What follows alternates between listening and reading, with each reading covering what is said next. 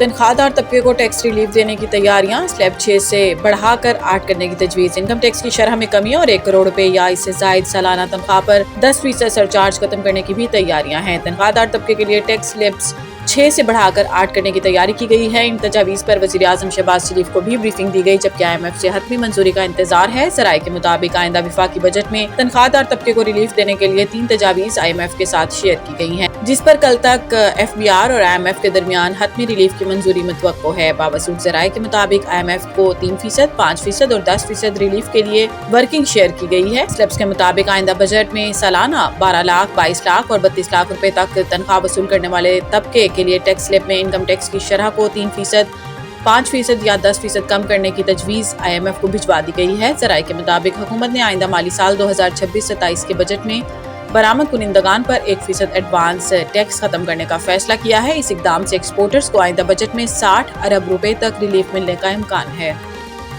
Iran का अमरीकी अड्डों को निशाना बनाने का दावा, सेंटकॉम का जवाबी कार्रवाई खत्म करने का ऐलान। पासदारान इनकलाब का कहना है कि बहरीन, कुवैत, उर्दन समेत खिते में बाज अमरीकी अड्डों को निशाना बनाया। कार्रवाई जनूबी ईरान में अमरीकी जारहियत के जवाब में की गई। ईरानी पासदारान इनकलाब के मुताबिक अमरीकी हमलों के जवाब में बहरीन में मौजूद अमरीकी 5th फ्लैट पर ड्रोन हमला किया गया। उर्दन में अमरीकी अल-अज़रक फौजी अड्डे पर मिसाइल से अटैक किया। अड्डे पर 4 अहदाफ को निशाना बनाया गया। F-35 हैंगर्स और कमांड एंड कंट्रोल सेंटर शामिल हैं।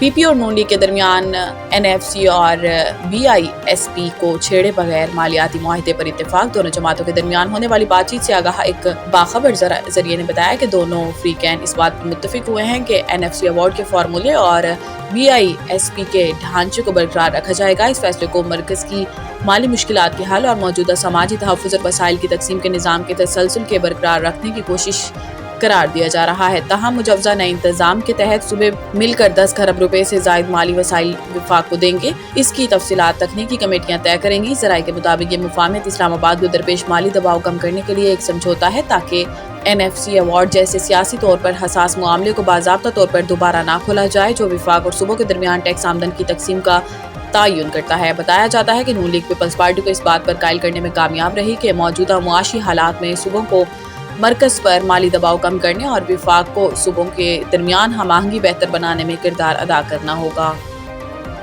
रियासत कश्मीरी अवाम को अपनी राय का आज़ादाना इस्तेमाल करने का मौका देगी। एक बयान में ख्वाजा आसिफ ने कहा कि पुलिस और सिक्योरिटी अमले को शहीद किया गया, लाशों की बेहुरमती की गई, जिससे जाहिर होता है कि ये अनासिर अवाम की राय यानी इंतखाबात का रास्ता इख्तियार करना नहीं चाहते। इन्होंने कहा कि अवामी राय के बजाय कत्ल गारत के जरिए अपनी राय और सोच मुसलत करने वालों के मकासद कुछ और है। ख्वाजा आसिफ का कहना था कि रियासत मुखालिफ एजेंडे और तशद्दुद पर पूरी कुव्वत के साथ कानून को नाफिज किया जाएगा। रियासत कश्मीरी अवाम को अपनी राय का आज़ादाना इस्तेमाल करने का मौका देगी।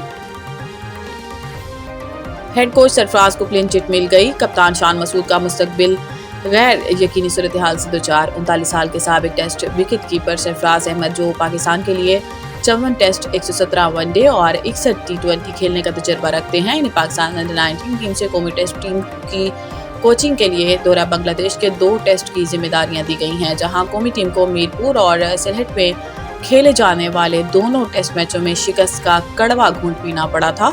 शिकस्त के बाद क्या सराहियां थी कि सरफराज अहमद की बतौर टेस्ट टीम कोच छुट्टी होने जा रही है और इसकी जगह साबिक टेस्ट कप्तान यूनुस खान जिम्मेदारियां संभालने जा रहे हैं।